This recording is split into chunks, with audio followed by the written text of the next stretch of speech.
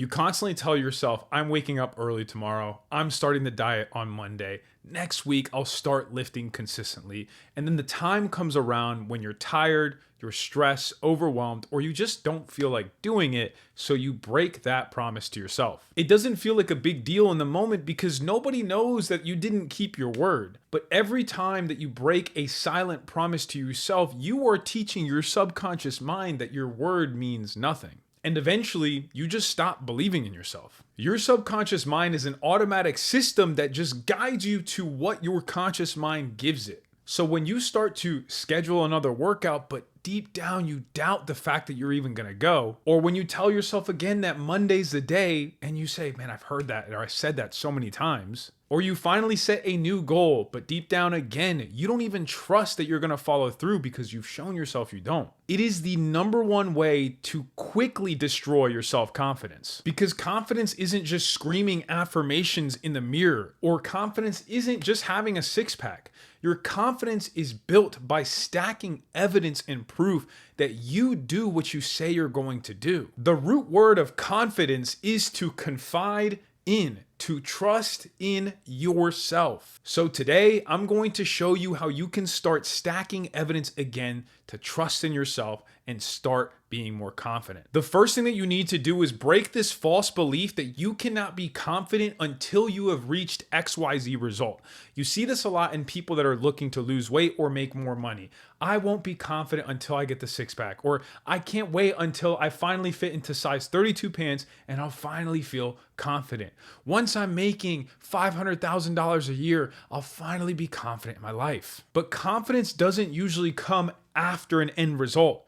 Confidence is built through action. Confidence is built when you make a commitment and you take action towards that commitment. You don't even need to see the results yet. It is the action itself that creates self-confidence because it is evidence that you are doing what you say you want to do. You also won't become more confident just by saying, I am confident. You become more confident by proving to yourself that you're capable, by stacking evidence. There's a big difference between somebody who says, I'm a confident person and just hopes that the affirmation will change their brain chemistry, and being able to say, I trained 3 times this week, even though I was stressed and busy with work. One is just affirming to the universe and hoping that something will fall into your lap. The other is affirming to the universe and then doing what you can to make it happen in this world. It is important to make the commitment, and yes, the affirmations do help telling yourself that you're confident, but they mean absolutely nothing if you don't take action towards them. That's the key word, is action. Because with commitment followed by action, you start to build confidence, but the opposite is also true. If you keep committing to something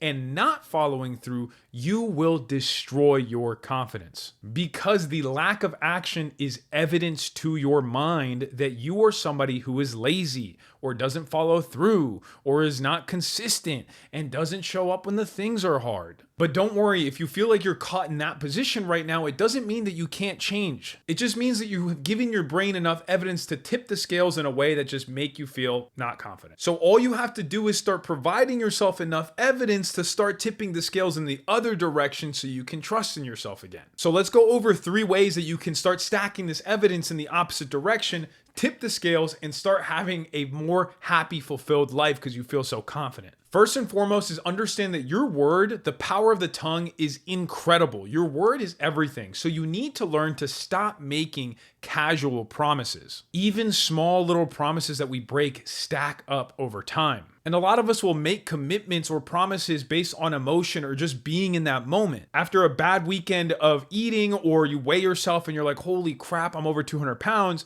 Immediately you want to say, I'm gonna lock in and I'm never missing another day in the gym. Or I'm gonna eat absolutely perfectly rice, chicken, and broccoli every day starting tomorrow. And it feels productive because you've made a decision or a commitment, but making an emotional promise is easy as hell compared to actually following through with it, especially when you go so extreme. I have been doing this for 13 years and I don't even make promises like I'm never gonna miss a meal or I'm only gonna be eating chicken and broccoli, because it's not realistic. Making a promise when your emotions are high is very easy to do, but following through when you don't feel like it is extremely hard. So learn to make fewer promises, but also learn to reduce the scope of your promises. Commitments and promises that are useful to you usually contain 3 things. What am I doing? When am I doing it? And what does done actually look like? If your commitments can't clearly answer these three questions, you're simply wishing, or you're making commitments that are so vague that it's very hard for your brain to register the fact that you completed it. So it won't count as evidence and you will not build more confidence. Number two, leading to this, is your calendar is your commitment. So the same way that you are scheduled to work 8 to 5 for work and your boss expects you to be there, so you show up. Regardless if you're tired, regardless if you're hungry, regardless if you're feeling it or not, you are very likely to show up to work. If you don't show up to work, you have negative consequences of potentially getting fired or written up. So that's enough to get you to go. You need to find a way to create the same form of authority in your voice, in your commitments to yourself. So when you put something on the calendar, you're looking at it and not just taking it as a suggestion, but you treat it as a decision that's already made. The common issue that we see is that when that scheduled time comes for you to go take action on something, you start renegotiating with yourself. And when you start negotiating, things will start to go downhill. This is why it's important, again, to be smart with the promises that you're making that we talked on step one and not over exaggerating what you want to do, because in the moment when it comes to take action, it can feel very overwhelming. If you're very new to the gym, I will tell our clients not to promise that they're going to go get a crazy lift in. Just promise that they're going to drive into the parking lot, because doing that, if that was their original commitment, is already a win, and them walking in and getting their workout done is now just stacking more bonus evidence. When the time comes to actually follow through on a commitment you made, you may not feel like it. You may be tired, you may be stressed, you may be overwhelmed, anxious, depressed, but it's not about the quality of the work when it comes to building confidence. It is about keeping your commitment. So even if you're exhausted and you got no sleep, you showing up to the gym and doing a half-ass workout is going to stack evidence to the fact that you show up no matter what, that you keep your word no matter what, that even though it might be imperfect, I still went in and did my best. That is freaking profound evidence that will help you become more confident than ever. The future version of yourself that has all the achievements, all the goals, the body, the money, the relationship, the house, all the things that you want, doesn't care about how dramatic your promises and commitments might sound. All they care about is you showing up, taking action, doing it tired, making mistakes while you're doing it, falling short while you're doing it. All these things, the only thing that matters is doing it itself, because that is the evidence that you can keep your word. That is the evidence that will ultimately build this future that you want. Lastly, number three is understanding that one mistake does not define your identity. I talked about the scales tipping earlier, and it's important to understand that progress, evolution, transformation, creation, manifestation, and goals is all a democracy. And what I mean by that is all it takes is votes. And like a democracy should work, at least, is whoever gets the most votes wins. So that is what happens when you go through transformation as well. So what I mean by this is nobody expects you to be perfect except for yourself. So you need to get rid of that. We need to shift the dynamic and understand that all I have to do is cast as many votes as I can towards my transformation, towards the goals I want to achieve. And when you cast those votes, you start to stack that and stack that and stack that. But inevitably, we are still human. You will cast votes that don't necessarily align. You might oversleep and cast a vote towards the opposite. You might overeat and cast a vote here. You might skip a workout one day and cast a vote here.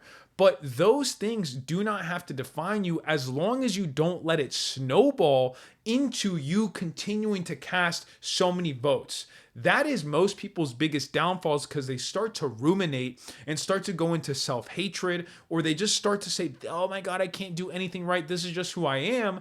And they fall into the trap of casting all these votes that stop them from evolving, that stop them from achieving their goals, that stop them from having this transformation. When you do, because you will, cast votes in the direction that doesn't necessarily serve your goal or transformation, breathe. Let it go. We fuck up sometimes. We make mistakes sometimes. Laugh it off. Understand why it happened. Learn from it. It is through action and learning where you will start casting more votes. And just move on past it. One of the best features that professional athletes, Olympic gold medalists, the top people in this world have is a short-term memory. And what I mean is that when they fail, when they make up mistakes or they mess up, they are very quick to just move on. Oh my God, I messed up. How can I learn from this? Forget about it. Those failures do not define you. What defines you is what you decide to do with the next action or the next step that you decide to take. So the fastest way to rebuild your trust is not to make dramatic, huge commitments. It's to understand where you currently are, understand what votes you're casting that don't align with your goals, and how you can start implementing more votes into the other side. Your success is built on thousands of tiny, silent victories. It doesn't matter how small these commitments might seem. As long as it's a commitment towards your goal and you keep it, it will cast a vote. It will cast a vote. It could be as simple as put my running shoes on and go outside. That's a vote. And then once I'm out there, okay, I'm going to run for 10 minutes. And when you do it, that's a vote. It could be as simple as buy chicken from the grocery store. That's a vote. It could be waking up 5 minutes earlier. And when you do, it's a vote. You don't have to dramatically change your life overnight. All you have to do is make the decision to commit to stacking small victories. Because I love y'all and I want to see you guys succeed, I'm going to share with you the 3 small commitments that I like to make every single day that have truly elevated my life. It is exactly what's helped me get my engineering degree as a first-generation Latin American and the first person to go to college. It is exactly what helped me get my personal training certs, build my business, and build my social media platform to 80,000 people or more. You need to have a physical win, a mental win, and a spiritual win. These 3 things are what make up you. It is your mind, it is your body, it is the soul that inhabits both. So I like to meditate, read something, and then do some form of physical activity. I can't tell you what you should be doing because only you know where you are in your journey. I can give you mine as an example, but just know that you do not have to commit to what I'm doing if you're not quite there yet. I will commit to doing 20 minutes of meditation every morning.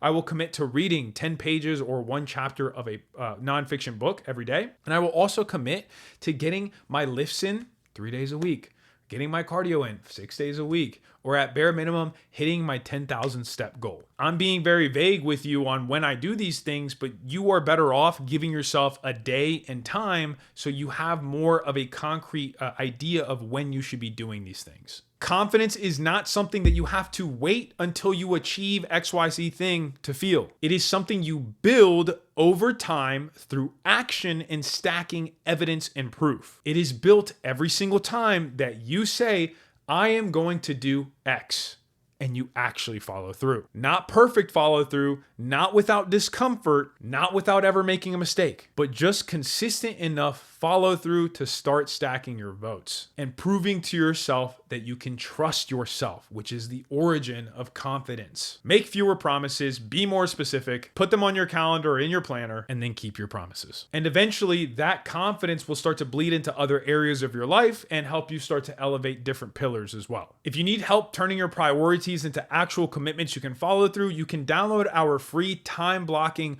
worksheet and guide in the first link description below. If you're not exactly sure where to start or you're struggling with consistently following through and need some extra coaching and accountability, that's exactly what we help our clients with at Full Potential Coaching. We help busy professionals use strength training and mindset coaching to build leaner, healthier, stronger bodies and minds that help elevate every aspect of your life. You can apply for one-on-one coaching through Full Potential Coaching in the second link of the description below. If you found this helpful, please do not forget to like, comment, and subscribe. Anything helps for our channel to continue to grow and so we can keep offering free resources and free coaching to everyone. Much love, and I'll see you guys in the next one.